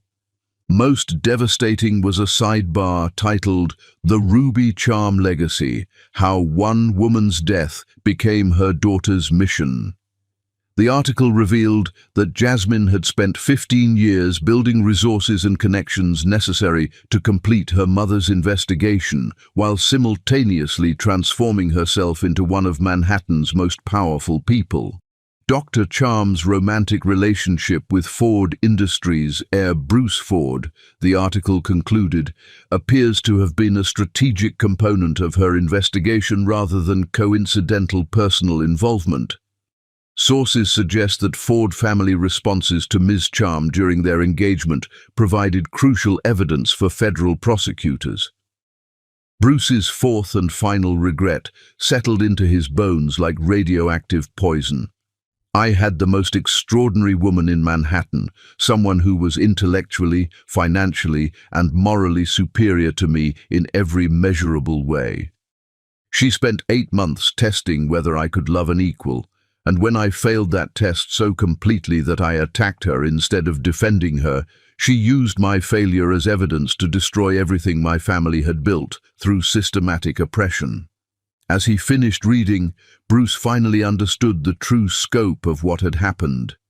Jasmine hadn't just called off their engagement, she had completed a 15-year mission to avenge her mother's death, while simultaneously testing whether someone raised in privilege could ever transcend the limitations of inherited supremacy. His comprehensive failure to pass that test was about to cost his family everything they had accumulated through 3 generations of systematic discrimination. The psychological experiment was complete, and Bruce Ford had failed so spectacularly that his failure would become a landmark case in federal civil rights enforcement. Outside his office windows, the city continued its relentless pace, while somewhere among those steel and glass towers, Jasmine Charm was orchestrating the systematic dismantling of everything Bruce had inherited but never earned. The true education in consequences was just beginning. Chapter 8. The Truth Unveiled. Bruce's Deeper Regrets. Forbes magazine's investigative journalism unit had built their reputation by exposing the hidden architectures of American wealth, but their November cover story would set new standards for revelations that reshaped public understanding of how power actually operates in Manhattan's elite circles. Dr. Jasmine Charm's silhouette graced newsstands across Manhattan 72 hours after she had called off her engagement to Bruce Ford, but the woman featured in The Phantom Billionaire, America's most secretive female CEO, bore no resemblance to the grateful Queens College graduate Bruce had believed he was elevating into his family's social circle. The article, released simultaneously across digital and print platforms, documented an empire that dwarfed most Fortune 500 companies, while remaining virtually invisible to public scrutiny. Charm Enterprises controlled $3.2 billion in assets through a network of shell companies, private equity funds, and strategic partnerships that had quietly reshaped Manhattan's luxury hospitality industry over the past decade. Bruce read the Forbes profile in his penthouse office, while Ford Industries stock continued its free fall toward penny stock status, each paragraph revealing layers of strategic deception so sophisticated that his 8-month relationship began resembling an anthropological study rather than romantic courtship. Subject demonstrates classical symptoms of inherited privilege syndrome, he read from what appeared to be academic notes quoted in the article. Romantic partner selection consistently favors individuals perceived as intellectually and financially inferior, unable to maintain emotional connection when presented with evidence of target's actual capabilities and social position. The clinical language suggested Jasmine had been documenting their relationship with the detached precision of a researcher studying predictable behavioral patterns in laboratory subjects. Every condescending gesture, every patronizing explanation, every moment of assumed authority had apparently been catalogued as evidence for conclusions she had reached before accepting his proposal. His phone buzzed with a call from Amanda Sterling, whose warnings about inconsistencies in Jasmine's background now seemed prophetic rather than paranoid. "Have you seen the Forbes article?" Amanda asked without preamble, her voice carrying grim satisfaction that comes from being proven right about something you hope to be wrong about. "I'm reading it now," Bruce replied, scrolling through sections that described Jasmine's actual educational background. Not Queen's College, but Columbia University with a PhD in economics, followed by Harvard Business School, where she had graduated first in her class before disappearing from public view to build her empire in calculated anonymity. "She played all of us," Amanda continued. "Every social event, every charity function, every exclusive gathering. She was studying Manhattan's elite like laboratory specimens while we assumed she was grateful for inclusion. The level of psychological manipulation is actually remarkable." The article included a timeline that recontextualized every significant moment of Bruce's relationship with devastating precision. Their first meeting hadn't been a job interview. It had been the beginning of an experiment designed to test whether men raised in privilege could ever love women as equals when their superiority was systematically challenged. "According to my sources," Amanda said, "she's been planning this for years. Ruby Charm's death wasn't an accident. It was assassination, designed to prevent her from exposing systematic discrimination. Jasmine spent 15 years building resources and connections necessary to complete her mother's work, while simultaneously testing whether powerful men could evolve beyond their inherited assumptions." The implication struck Bruce like a physical blow. His family hadn't just profited from systematic discrimination, they had potentially murdered the woman who tried to expose it, and Jasmine had used their romantic relationship to gather evidence for prosecution while simultaneously testing his character. "How is that possible?" Bruce asked, though he was beginning to understand that his assumptions about power, justice, and social hierarchies had been systematically naive. "Money, intelligence, and patience," Amanda replied. "She built her empire by understanding exactly how Manhattan's power structures operate, then infiltrating them so thoroughly that she could document discriminatory practices across every exclusive venue while remaining invisible to the people she was investigating." The Forbes article included photographs of internal documents from dozens of Manhattan's most prestigious establishments. Rental applications with coded language for racial screening, membership policies designed to exclude specific demographics, and coordinated strategies for maintaining social segregation through seemingly legitimate business practices. Most devastating were transcripts from the rehearsal dinner, where Bruce's participation in attacking Jasmine had been captured by surveillance equipment woven throughout the floral arrangements. His own words, condemning the woman he had claimed to love, were preserved as evidence of his character when tested by authentic moral challenge. "She recorded everything," Amanda said, her voice carrying equal parts admiration and horror. "Every racist comment, every casual dismissal, every moment when Manhattan's elite revealed their true character, when they believed their audience would validate their assumptions, including your speech attacking her credibility." Bruce's laptop chimed with an email from an address he didn't recognize. "Mr. Ford, this is Janet Rodriguez with the Washington Post investigative team. We're preparing a comprehensive series about systematic discrimination in Manhattan's elite social networks. Would you be available for an interview regarding your family's business practices and your public statements about Ruby Charm and her daughter?" The media feeding frenzy was accelerating as journalists recognized they were documenting the systematic exposure of practices that had remained hidden for decades. Someone had provided major news organizations with enough evidence to support months of investigative reporting about how Manhattan's wealthiest families maintained their position through coordinated exclusion and discrimination. "There's something else," Amanda said, her voice dropping to the kind of whisper usually reserved for discussing genuinely dangerous information. "I've been hearing rumors that the Justice Department has been building cases against systematic housing discrimination for years. but they needed evidence and witnesses. Jasmine has apparently provided both, along with enough financial resources to support prosecutions that could continue for decades. Bruce felt his chest tighten as he considered the implications. If Jasmine had spent 15 years documenting systematic discrimination across Manhattan's elite circles, then his participation in publicly attacking her character hadn't just been morally reprehensible, it had been a confession recorded for potential use in federal civil rights prosecutions. What kind of prosecutions? Criminal charges for civil rights violations, financial penalties that could bankrupt entire families, prison sentences for systematic discrimination that spans decades, and all of it supported by someone with enough resources to fund the most comprehensive civil rights investigation in Manhattan's history. The scope of potential legal consequences began crystallizing in Bruce's mind.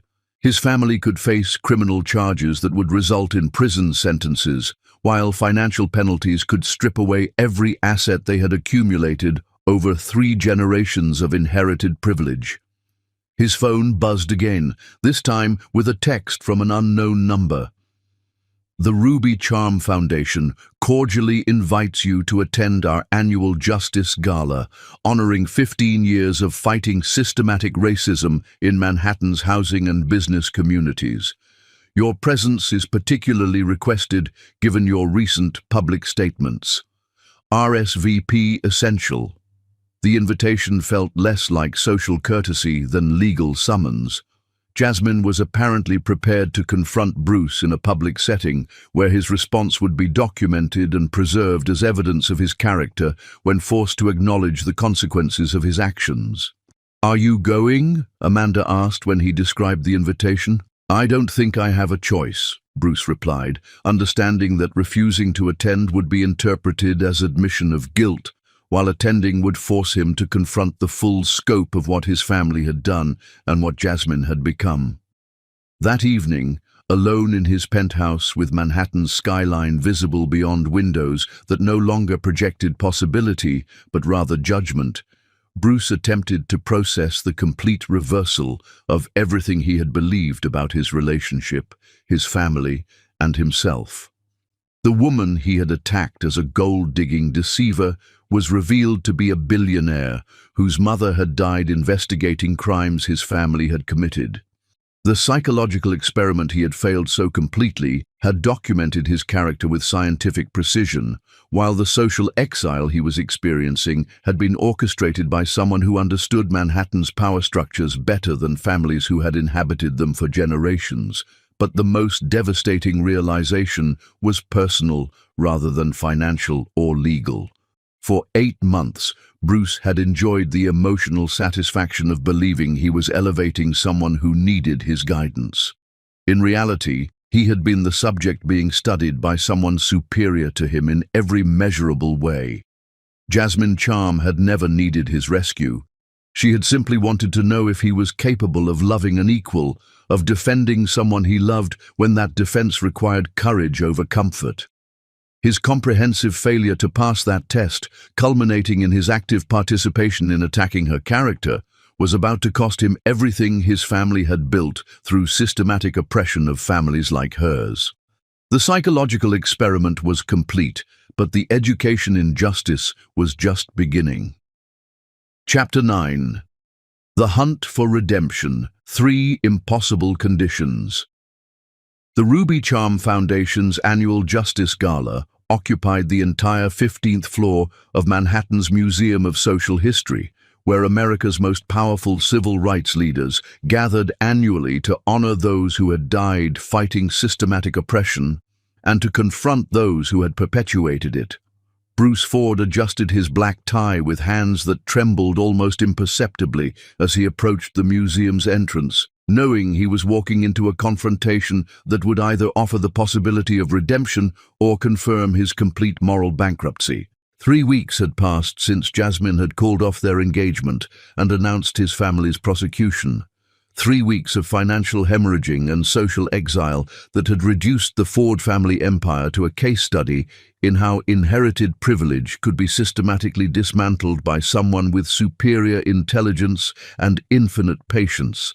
The gala's guest list read like a directory of American moral authority: federal judges who had shaped civil rights jurisprudence, university presidents who had integrated elite institutions, corporate leaders who had transformed discriminatory industries through strategic pressure. Bruce recognized several faces from television interviews and congressional hearings, people whose approval carried more social weight than all of Manhattan's exclusive clubs combined. Mr. Ford. A security guard approached with professional courtesy that barely concealed suspicion. "Dr. Charm asked me to escort you to the reception area when you arrived." The museum's architectural grandeur had been designed to inspire contemplation of historical progress. But tonight it felt more like a courtroom where Bruce would be forced to confront crimes he had inherited and choices he had made. Display cases along the corridors showcased artifacts from civil rights campaigns, legal documents from landmark discrimination cases, photographs of peaceful protesters being brutalized by authorities, personal belongings of activists who had died pursuing justice that privileged families like his had systematically opposed. The reception area hummed with conversations conducted in carefully modulated tones that suggested substance rather than social performance. These weren't people networking for business advantage or social positioning. They were professionals whose careers had been built on transforming systemic inequality through strategic intelligence and coordinated action. Bruce Ford. The voice belonged to Congresswoman Maya Washington, whose civil rights legislation had reshaped federal housing policy over the past decade. "I've been looking forward to meeting you. Your public statements at the rehearsal dinner have provided excellent case studies for understanding how privilege responds to moral challenge." The greeting carried no hostility, just clinical interest in examining a phenomenon she had spent years studying from an academic perspective. Bruce was apparently being treated not as a person, but as a representative example of how inherited advantage functioned when confronted with consequences. "Congresswoman Washington," Bruce replied, attempting to project respect while recognizing that his reputation had preceded him into every conversation he would have tonight. "I'm honored to meet you, though I understand the circumstances are complicated." "Complicated is one word for it," she replied, consulting notes on her phone with efficiency of someone accustomed to documenting everything for potential legal use. "Your coordinated attack on Jasmine Charm's character has become required viewing in my civil rights law seminars. It's remarkable how thoroughly privileged people reveal their true nature when they believe their actions will be validated by their peer group." The casual reference to his participation in humiliating Jasmine suggested that Bruce's moral failure had become educational material for future generations of civil rights lawyers and social justice advocates. His cruelty had been preserved as a teaching tool for understanding how systematic oppression operated in supposedly enlightened social circles. "I deeply regret what happened that night," Bruce said, though the words felt inadequate given the magnitude of what he was attempting to address. "Do you?" Congresswoman Washington's question carried genuine curiosity rather than accusation. Because regret implies understanding of wrongdoing, and understanding implies recognition of harm caused. Most people in your position express regret about consequences rather than actions. Before Bruce could respond, the reception area's conversations gradually ceased as attention focused on someone entering from the museum's main elevator bank. Jasmine Charm moved through the crowd with natural authority that comes from genuine respect rather than inherited position, greeting civil rights leaders and federal officials with familiarity that suggested ongoing professional relationships. She wore a black evening gown that projected power rather than fashion, her mother's pearl earrings the only jewelry that suggested personal rather than professional significance. Every gesture conveyed confidence earned through achievement rather than comfort inherited through privilege, and Bruce finally understood the complete scope of what he had lost through his moral cowardice. "Ladies and gentlemen," the museum director announced, "Dr. Jasmine Charm will be presenting this year's Ruby Charm Memorial Address, honoring 15 years of continued progress in civil rights advocacy and social justice reform."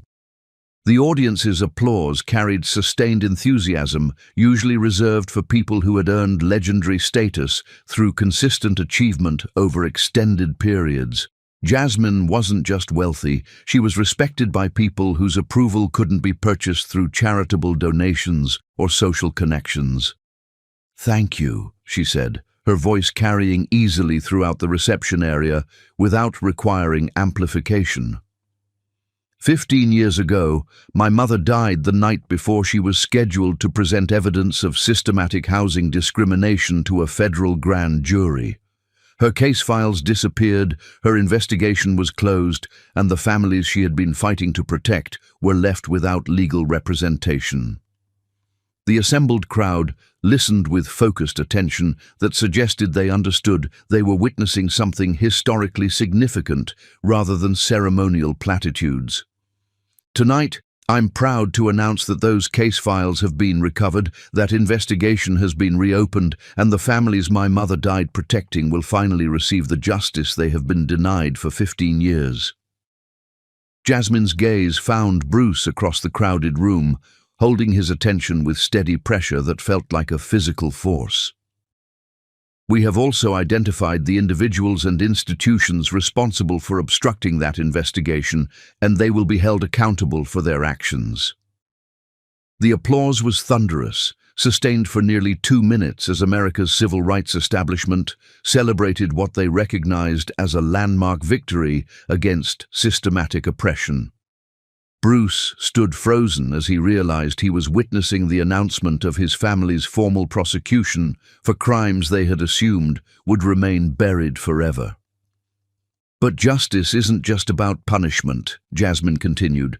"It's about transformation, education, and the possibility that people can choose to become better than their worst actions. That's why the Ruby Charm Foundation is offering opportunities for restorative justice to individuals who demonstrate genuine commitment to repairing the harm they have caused." The shift in tone suggested Bruce might be offered alternatives to criminal prosecution, though he suspected any such opportunities would come with conditions designed to test whether his regret was genuine or merely strategic response to consequences he couldn't avoid. After the formal presentations concluded, Bruce found himself approached by Helena Rodriguez, whom he had met months earlier as Jasmine's supposed supervisor, but now recognized as her chief of staff and closest advisor. "Dr. Charm will see you now," Helena said, her tone carrying professional courtesy without any trace of the deference she had displayed during their previous encounters. "She's waiting in the museum's civil rights archive." The archive occupied a climate-controlled section of the museum's research facilities where original documents from landmark discrimination cases were preserved for academic study and public education. Ruby Charm's case files occupied several display cases, their contents illuminated under museum-quality lighting that revealed the methodical precision with which she had documented Ford Industries' discriminatory practices. Jasmine stood before a display containing her mother's final legal briefs, studying documents that had been hidden for 15 years while their author's reputation was systematically destroyed by people who had profited from the crimes she had attempted to expose. "She was 43 years old," Jasmine said without turning around. "Brilliant legal mind, devoted mother, passionate advocate for people who had no other representation. She died believing that justice was possible if enough people cared enough to fight for it." Bruce approached carefully, recognizing that this conversation would determine whether he had any possibility of earning Jasmine's forgiveness, or whether his moral education would conclude with criminal prosecution and social exile. "I know nothing I say can undo what my family did to your mother," he began, though he suspected that acknowledgement of wrongdoing would be insufficient given the magnitude of harm caused. "But I want you to know that I understand now how completely I failed you when you needed me most. I had the chance to defend the woman I loved, and instead I joined the attack against you. Do you understand why you failed?" Jasmine turned to face him, her expression neutral, but her attention focused with intensity of someone evaluating whether transformation was possible or whether some people were irredeemable. "Because understanding requires more than recognizing that you made the wrong choice. It requires recognizing why you were psychologically incapable of making the right choice." The conversation's direction became clear with devastating precision. This wasn't negotiation about legal consequences. It was examination of whether Bruce possessed the psychological capacity to love people as equals rather than projects requiring his salvation or superiority. "I've spent 8 months studying your character," Jasmine continued, "documenting your psychological patterns, analyzing whether men raised in privilege can ever escape the prison of their own superiority complex. Your performance at the rehearsal dinner provided conclusive results." "And those results were?" Bruce asked, though he dreaded confirmation of what he suspected he had revealed about himself. "That you are psychologically incapable of loving a woman you perceive as your equal," Jasmine replied with clinical precision that made her conclusion more devastating than emotional accusation would have been. "More than that, you are incapable of protecting someone you love. When that protection requires choosing them over your family's approval, you can only maintain emotional connection when you feel superior to your romantic partner." The psychological evaluation was so accurate that Bruce couldn't formulate coherent response. His participation in attacking Jasmine at the rehearsal dinner had been catalogued as definitive evidence of his fundamental inability to love without power differential. "However," Jasmine said, consulting notes on her phone, "the Ruby Charm Foundation believes in the possibility of redemption through genuine transformation rather than punishment alone. We're prepared to offer you an opportunity to demonstrate whether your regret represents authentic growth or merely strategic response to consequences you can't avoid."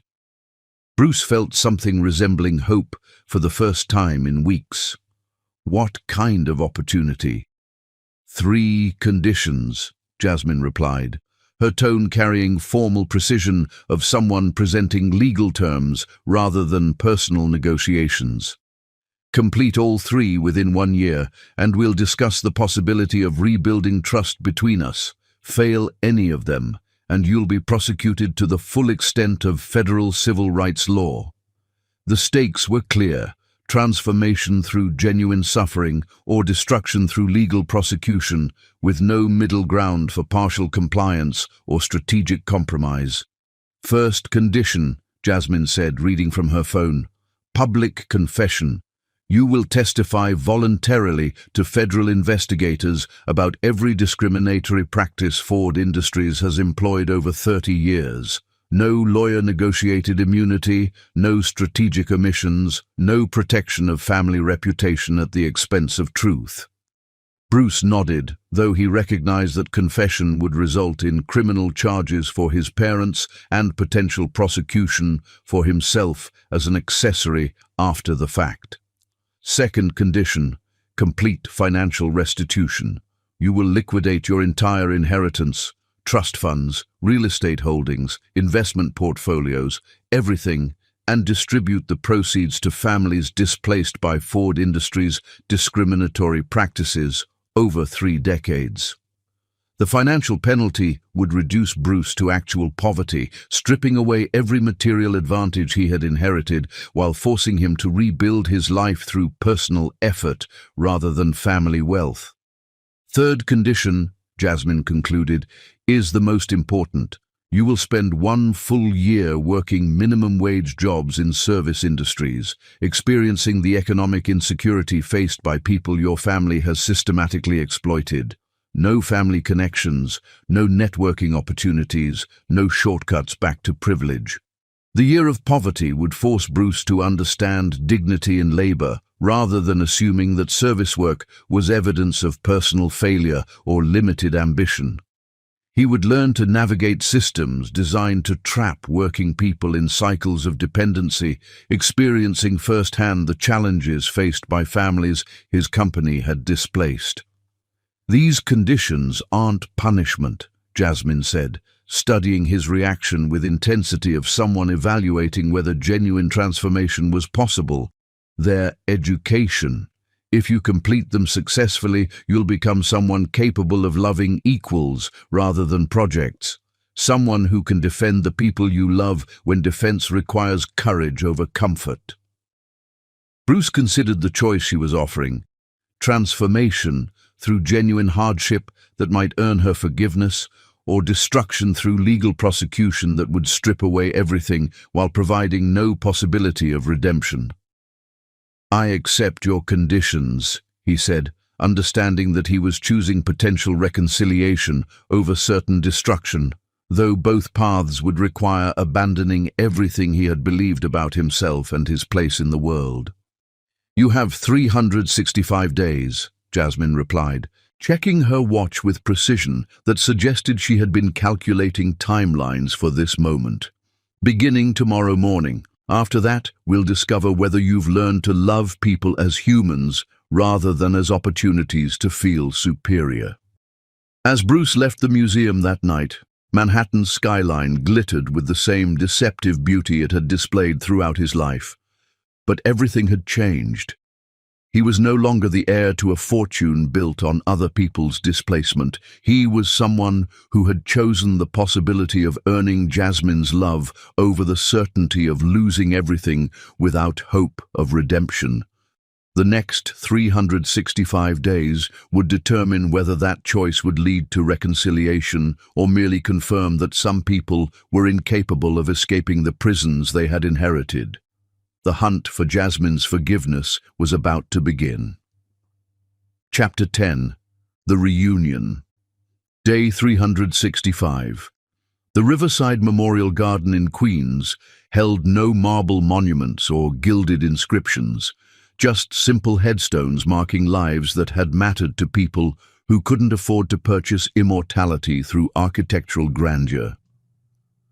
Bruce Ford knelt beside Ruby Charm's grave holding flowers he'd bought with money-earned washing dishes at a diner in the Bronx, his hands bearing calluses that 12 months of minimum wage labor had etched into permanent reminders of dignity discovered through honest work.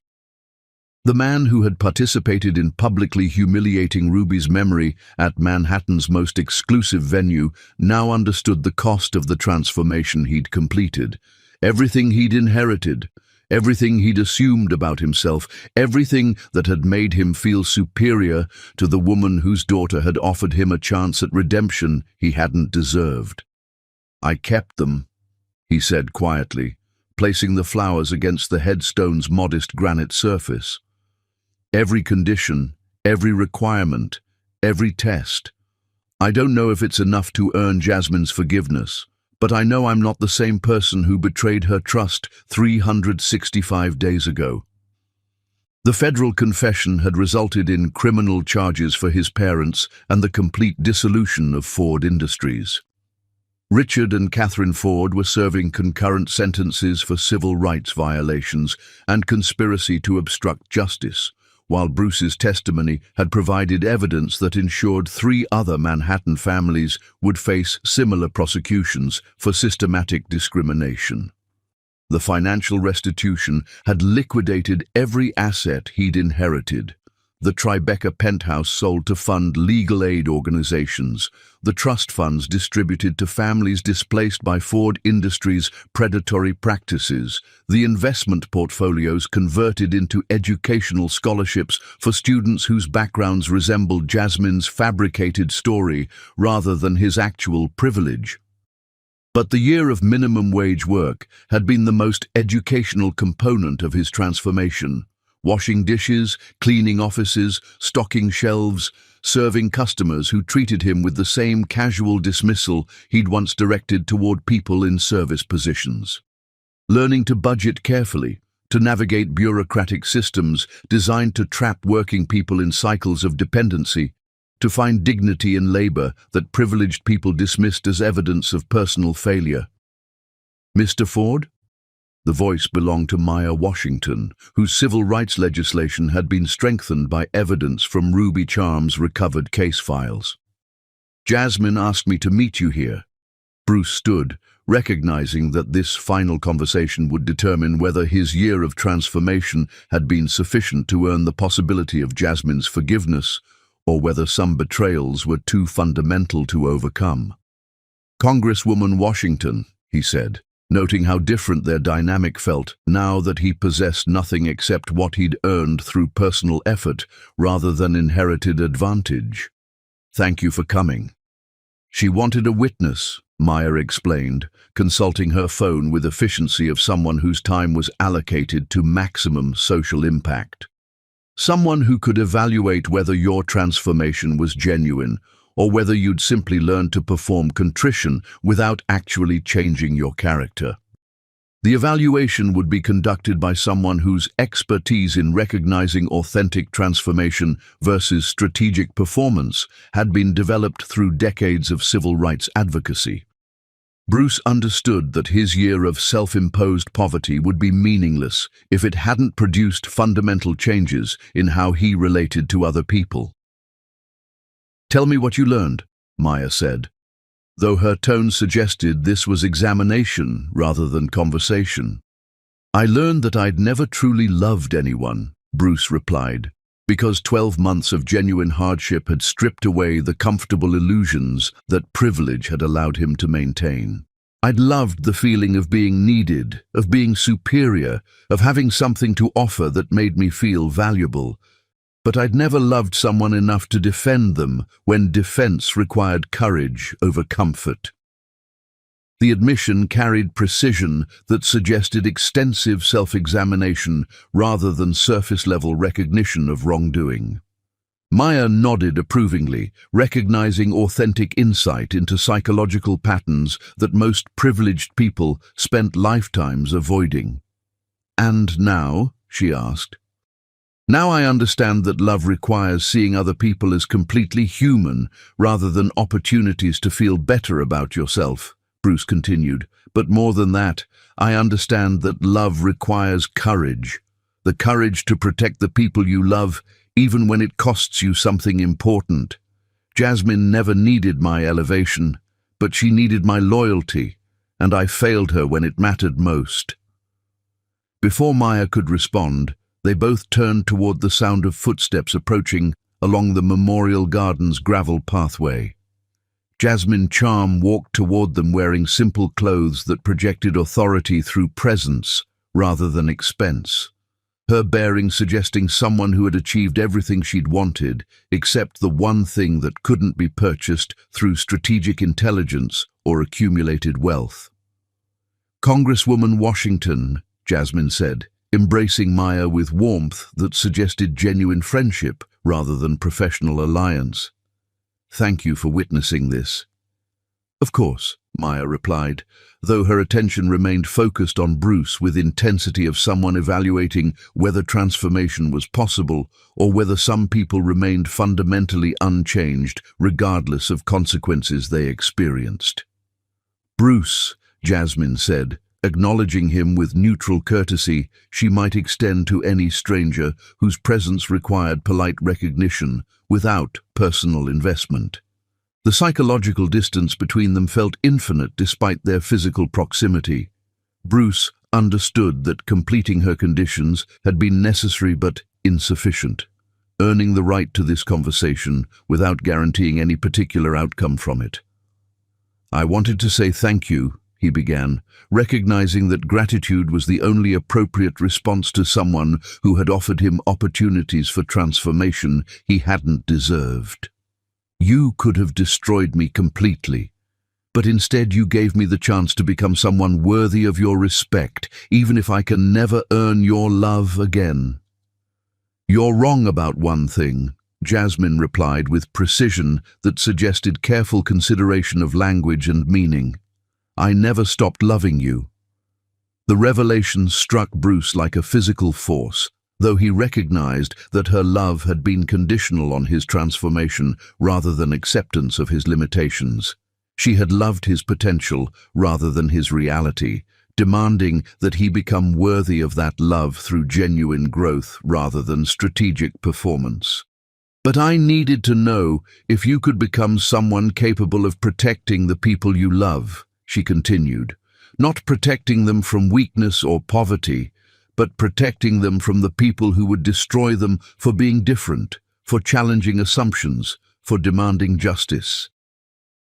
Bruce understood that she was describing the fundamental test he had failed so completely at their rehearsal dinner, his inability to defend someone he loved when that defense required choosing her over his family's approval.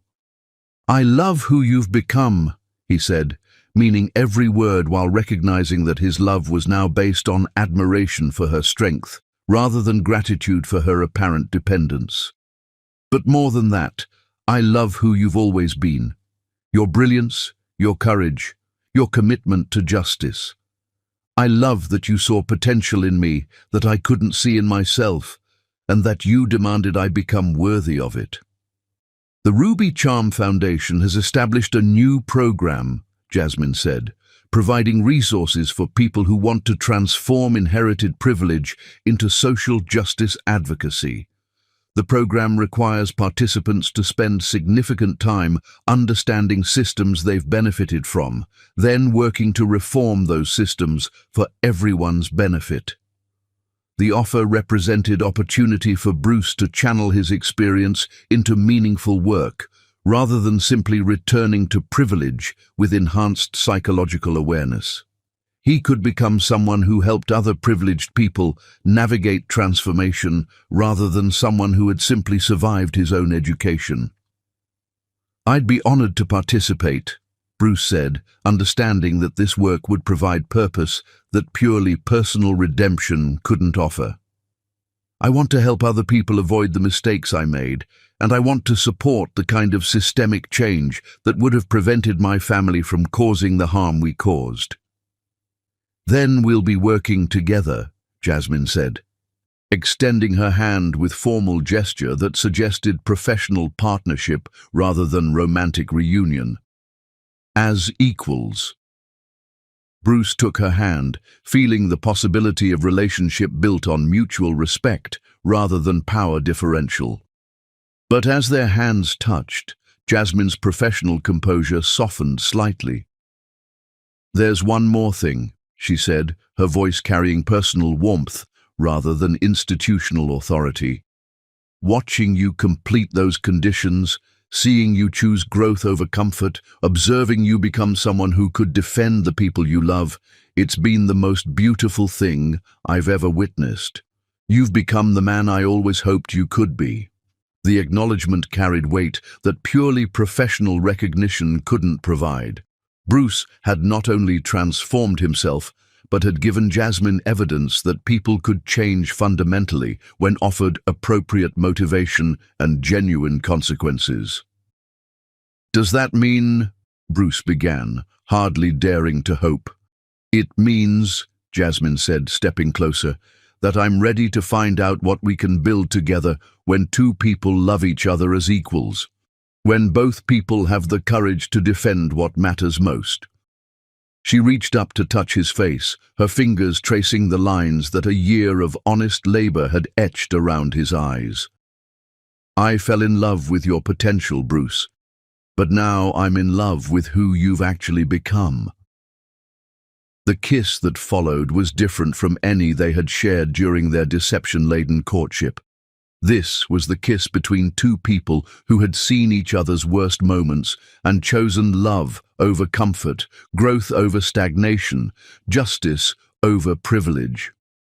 When they separated, Bruce saw his reflection in her eyes and recognized someone he had never been before, a man worthy of loving the most extraordinary woman he had ever known.